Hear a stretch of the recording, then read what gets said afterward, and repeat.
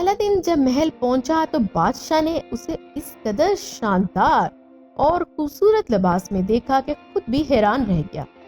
وہ سوچ بھی نہیں سکتا تھا کہ ایک معمولی عورت کا بیٹا اتنی وجاہت اور شاندار انداز سے پیش آئے گا۔ بادشاہ نے خوشی کے اظہار کے طور پر اسے گلے لگا لیا، اور جب الادین بادشاہ کے قدموں میں جھکنے لگا تو بادشاہ نے اس کا ہاتھ پکڑ کر اسے اپنے تخت کے قریب بٹھا دیا۔ جلدی بادشاہ نے اعلان کیا کہ شہزادے الادین کے لیے ایک شاندار ضیافت کا اہتمام کیا جائے۔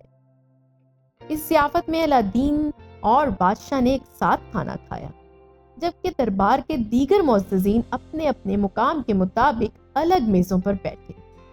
کھانے کے بعد بادشاہ نے قاضی اعظم کو بلوایا اور حکم دیا کہ الادین اور شہزادی بدر البدر کے درمیان نکاح کا معاہدہ تیار کیا جائے۔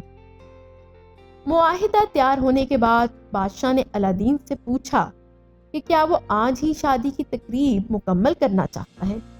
الادین نے جواب دیا، حضور، اگرچہ میرے دل میں شہزادی کے ساتھ نکاح کا اشتیاق بہت زیادہ ہے، لیکن میں چاہتا ہوں کہ پہلے ایک ایسا محل تیار کروں جو آپ کی بیٹی کے شایان شان ہو۔ براہ کرم محل کے قریب ایک زمین عطا کریں تاکہ میں جلد از جلد اس محل کو مکمل کر سکوں۔ بادشاہ نے اس کی درخواست قبول کر لی اور خوشی سے اسے گلے لگایا۔ الادین محل سے واپسی پر عوام کے نعروں اور خوشی کے ساتھ رخصت ہوا۔ لوگ اسے دیکھ کر خوش تھے اور اس کی خوشحالی کی دعائیں کر رہے تھے۔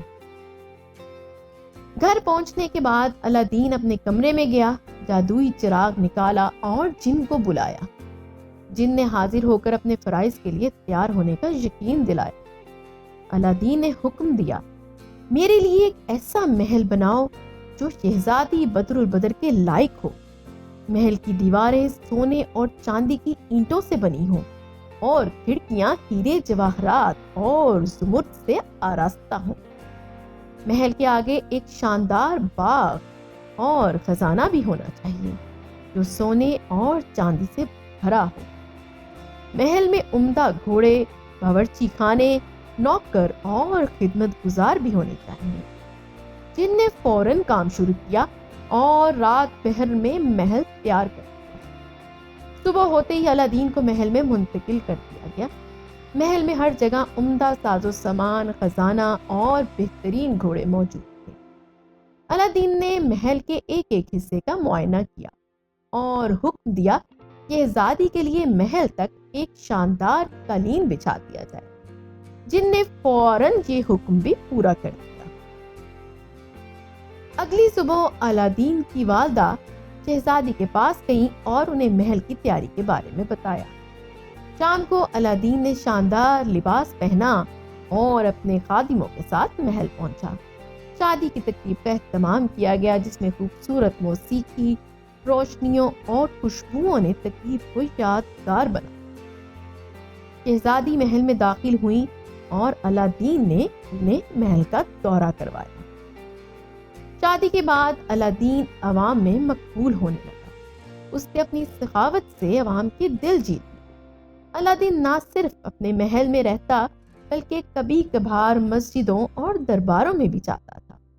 اس کی نیک نیتی اور خوش اخلاقی نے عوام کے دل جیت لیے۔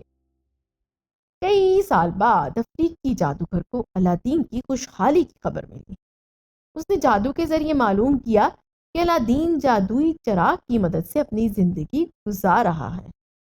یہ سن کر جادوگر حسد میں مبتلا ہو گیا اور اس نے الادین سے انتقام لینے کا ارادہ کر لیا۔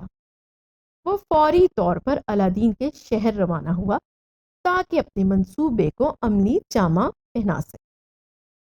مزید ایسی دلچسپ اور مزیدار کہانیاں سننے کے لیے ابھی ہمارے چینل کو سبسکرائب کیجیے۔ تب تک کے لیے اللہ حافظ۔